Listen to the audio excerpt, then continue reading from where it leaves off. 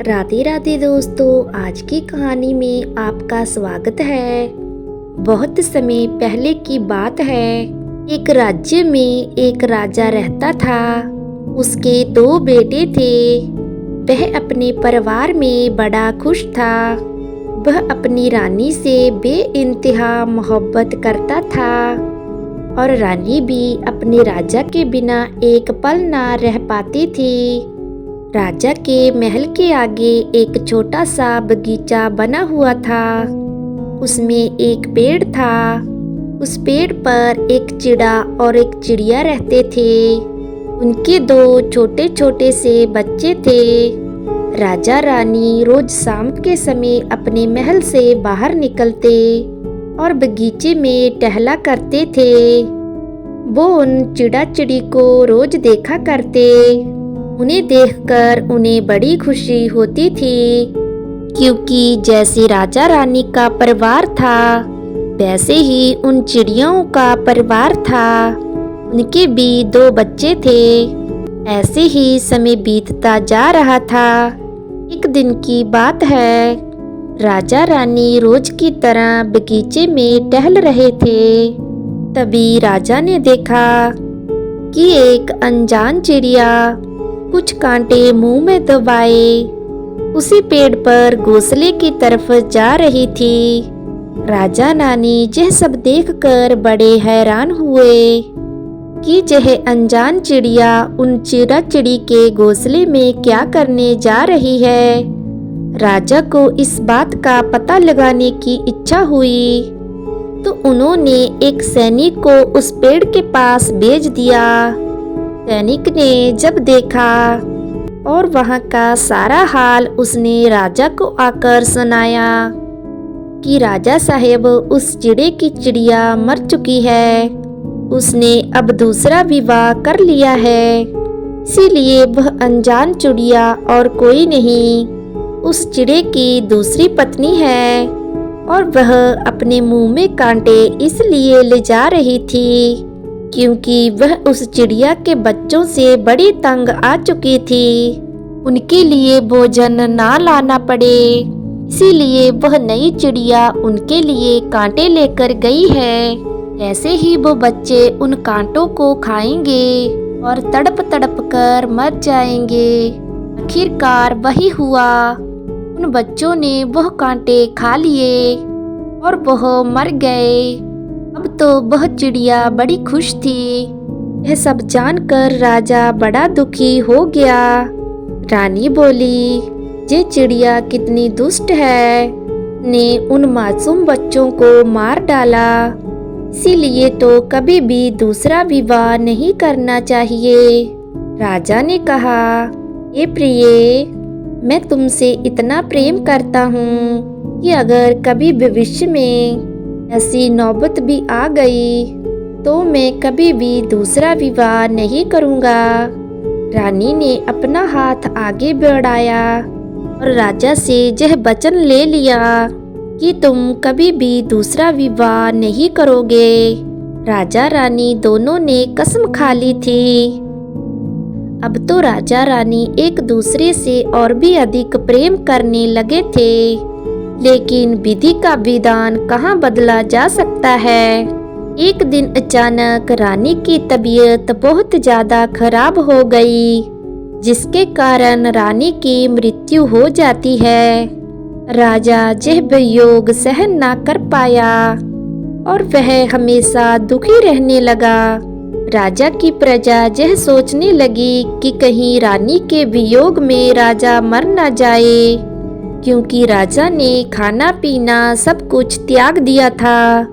रानी को मरे हुए काफी समय बीत गया था, लेकिन राजा उस सदमे से अभी तक बाहर नहीं आ पाया था। राजा के वजीर और सभासदों ने राजा को समझाया कि राजा साहब, ऐसा कब तक चलेगा।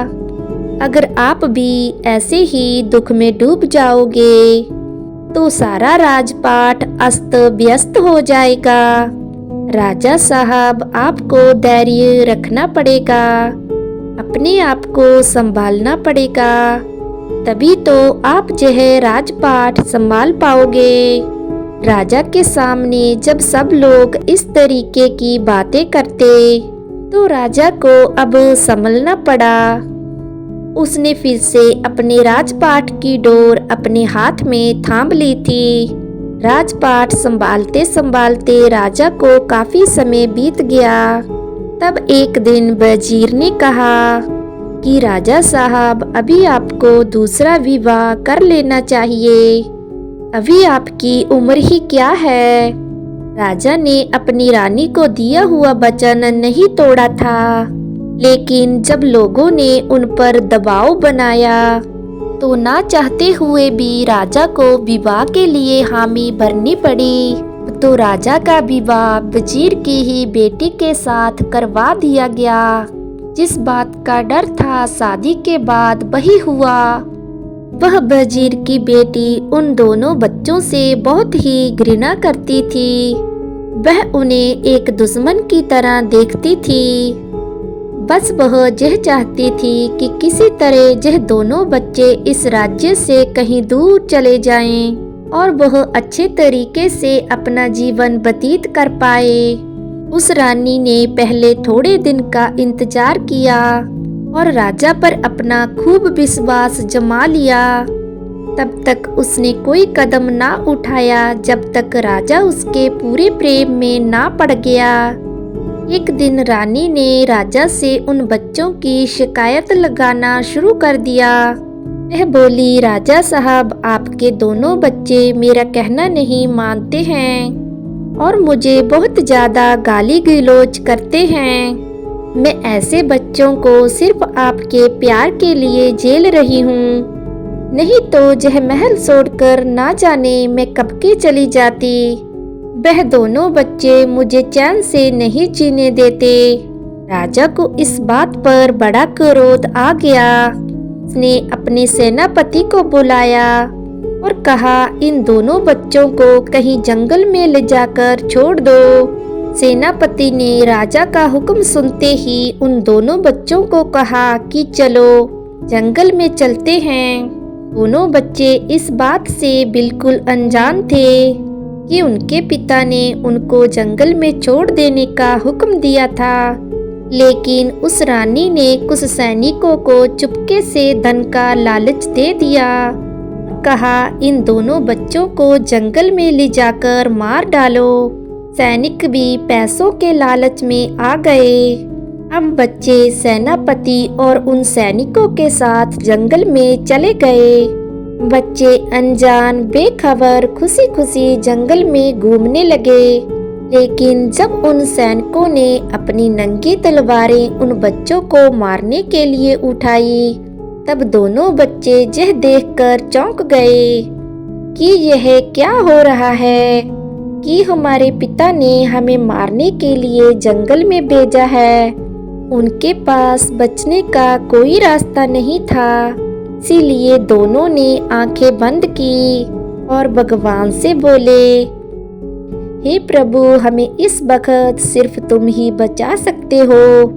इन सैनिकों के दिल में हमारे लिए दया पैदा कर दो।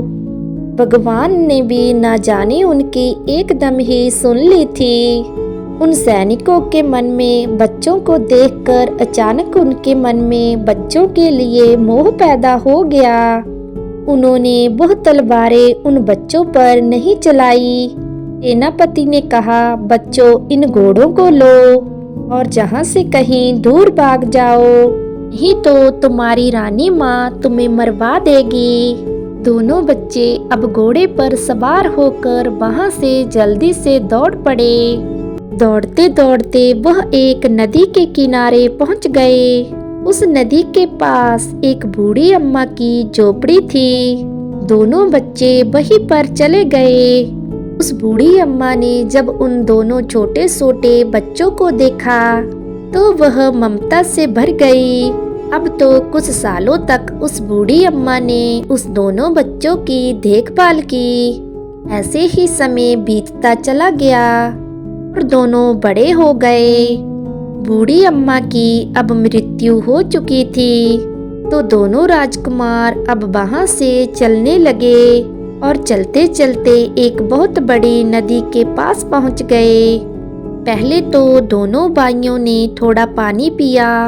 बड़ा भाई बोला, देखो भाई, अगर हम दोनों एक साथ विश्राम करेंगे, जहाँ कोई जंगली जानवर या कोई डाकू लुटेरा हमें लूट सकता है, इससे अच्छा है कि बारी बारी से दोनों आराम कर लेंगे। पहले बड़ा भाई सो गया और छोटा भाई वहाँ पर पहरा दे रहा था। और तभी उसने देखा कि एक पेड़ पर दो चिड़िया बैठी हुई है और आपस में बोल रही थी कि पास में जो ये नदी है, उसके ऊपर एक पेड़ की डाल जाती है, उस पर दो चिड़िया संगीत गाया करती हैं। लेकिन क्या तुम जानती हो, अगर इन चिड़ियों में से कोई एक को मारकर खा जाए तो वह राजा बन जाएगा, और अगर कोई दूसरी चिड़िया को मारकर खा जाए तो वह बंजीर बन जाएगा। रोज सवेरे उसके बिस्तर से बहुत सारे रत्न निकलेंगे। वह राजकुमार बहुत सारी बातें सुन रहा था। उसने तुरंत ही तीर लिया और दोनों चिड़ियों को मार गिराया। उन दोनों चिड़ियों को उसने भूनकर पका लिया और एक चिड़िया को खा लिया। दूसरी चिड़िया अपने भाई के लिए छोड़ दी। फिर बड़ा भाई उठा और उसने नहा धोकर दूसरी चिड़िया खा ली। अब दोनों भाई घोड़े पर सवार होकर वहां से चल दिए। चलते चलते थोड़ा ही समय बीता था कि बड़े भाई को याद आ गया कि उसकी कतार नदी पर ही छूट गई है।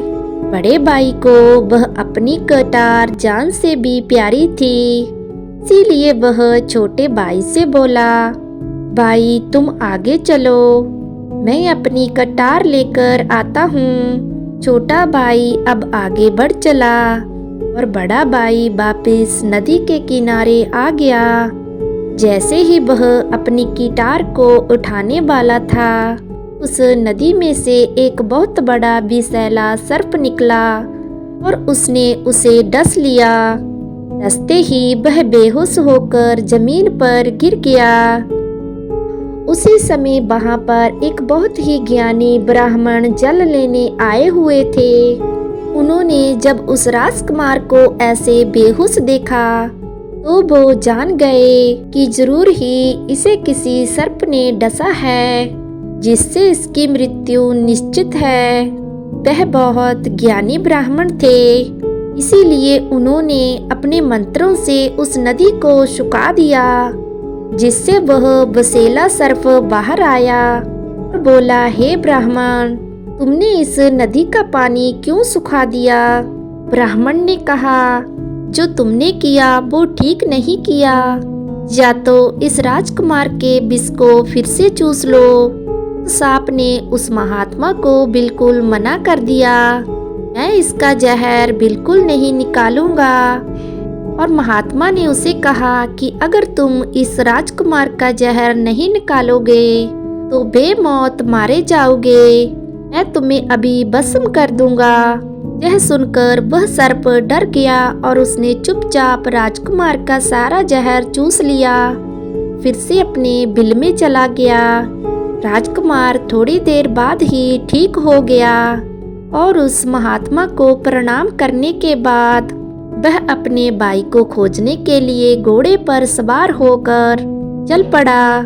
लेकिन वह उस रास्ते की बजाय दूसरे रास्ते पर निकल पड़ा। अब दोनों भाई अलग अलग दिशा की ओर चले गए। छोटा भाई चलते चलते एक ऐसे राज्य में पहुंच गया जहां का राजा मर चुका था और वहां की जनता अपने नए राजा को खोज रही थी। उस राज्य का एक नियम था, अगर उनका राजा मर जाता था तो वह एक हाथी को लेकर अपने नए राजा की तलाश करते थे और हाथी जिस इंसान को देखकर अपनी गर्दन 3 बार हिलाता था तो सभी लोग उसे अपना राजा बना देते थे। जब वह राजकुमार उनके समीप आया तो वह हाथी वहीं पर घूम रहा था उस हाथी ने राजकुमार को देखते ही 3 बार सिर हिला दिया तो सभी लोग उसे अपना राजा बनाने के लिए तैयार हो गए और उसका राज्य अभिषेक करा दिया। छोटा भाई अब राजा बन चुका था और पहले वाले राजा की बेटी के साथ ही उसका विवाह करवा दिया गया। तर बड़ा भाई घूमते घूमते एक गांव में पहुंच गया। उस गांव में बहुत सारे चोर लुटेरे रहते थे। ने रात के समय एक दरवाजा खटखटा दिया और वह भी एक चोरों का ही घर था। चोरों ने उस राजकुमार को बड़े ही आदर से अंदर बुलाया, खूब अच्छे अच्छे पकवान बनाकर खिलाए कि खूब आओ भगत की। और फिर जब विश्राम करने वह कक्ष में गया और अपने बेड पर लेटा तो वह बेड एक तय खाने में पहुंच गया जहां चारों तरफ अंधेरा ही अंधेरा था। राजकुमार को कोई बात समझ नहीं आ रही थी। यह मेरे साथ आखिर क्या हो रहा है, लेकिन ये सब होते हुए उन चोरों की बहन ने देख लिया था। चोरों की बहन जानती थी कि यह चोर इसे भी लूटकर खा जाएंगे, इसीलिए वह चोरी छुपे उस राजकुमार के लिए तहखाने में ही खाना लेकर गई, से खाना खिलाया, वहां से आ गई। यह सब चोरों की बहन ने 2-3 दिन तक लगातार किया। जब तीसरे दिन चोरों की बहन वहां पर गई तो राजकुमार उसकी भोली सूरत को देखकर बोला कि क्या तुम मुझसे विवाह करोगी। चोरों की बहन पहले से ही राजकुमार को पसंद करती थी। वह तो चाहती ही थी कि उससे उसका विवाह हो जाए। अब दोनों ने रात को वहां से भागने का प्लान बना लिया और मौका देखते ही दोनों वहां से भाग निकले। भागते भागते वह एक समुद्र के किनारे आ गए जहां एक जहाज दूसरे किनारे पर जाने वाला था। दोनों उसी में चढ़ गए, लेकिन उस जहाज में एक सौदागर भी था। उसकी नजर राजकुमार की प्रिय पत्नी पर पड़ चुकी थी। वह उसकी सुंदरता को देखकर घायल हो चुका था।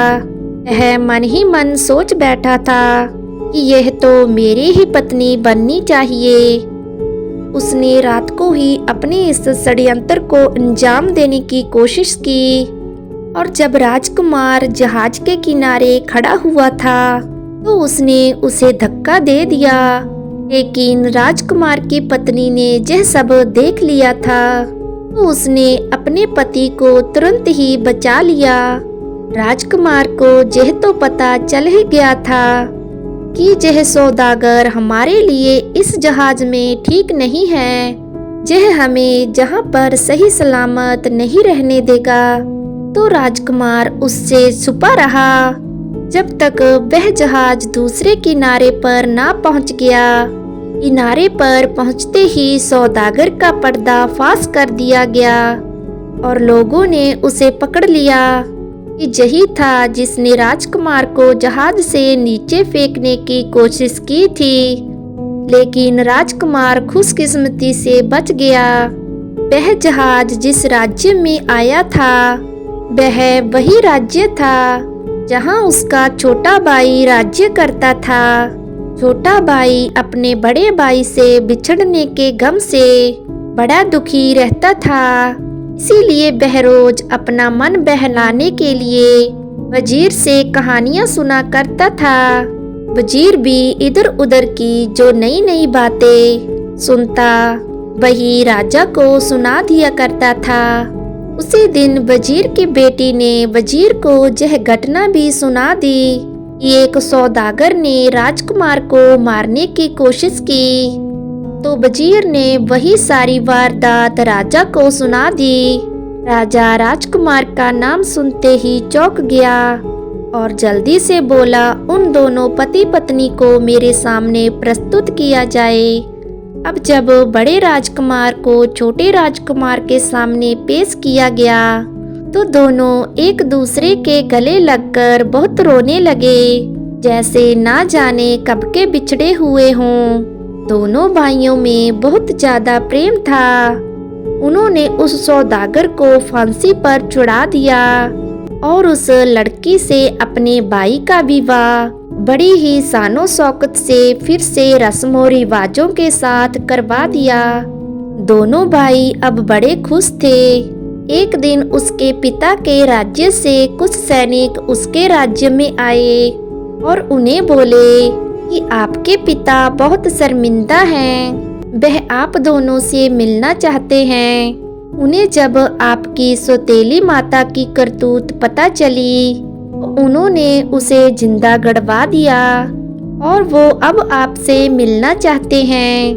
दोनों भाई यह सुनकर बड़े खुश हो गए और अपने पिता से मिलने उनके राज्य को चले गए। पिता ने भी अब अपने बड़े बेटे को राजपाट सौंप दिया और उन दोनों से अपनी गलतियों की माफी मांगने लगा। बड़ा भाई अब अपने राज्य का अधिकारी बन चुका था और छोटा भाई दूसरे राज्य में शान से राज्य करता था। दोनों भाई खुशी खुशी अपनी रानियों के साथ अलग अलग राज्यों में राज करने लगे। दोस्तों, अगर आपको आज की कहानी अच्छी लगी तो प्लीज़ चैनल को सब्सक्राइब एंड वीडियो को लाइक जरूर करना। बाय बाय दोस्तों, मिलते हैं न्यू कहानी वीडियो में।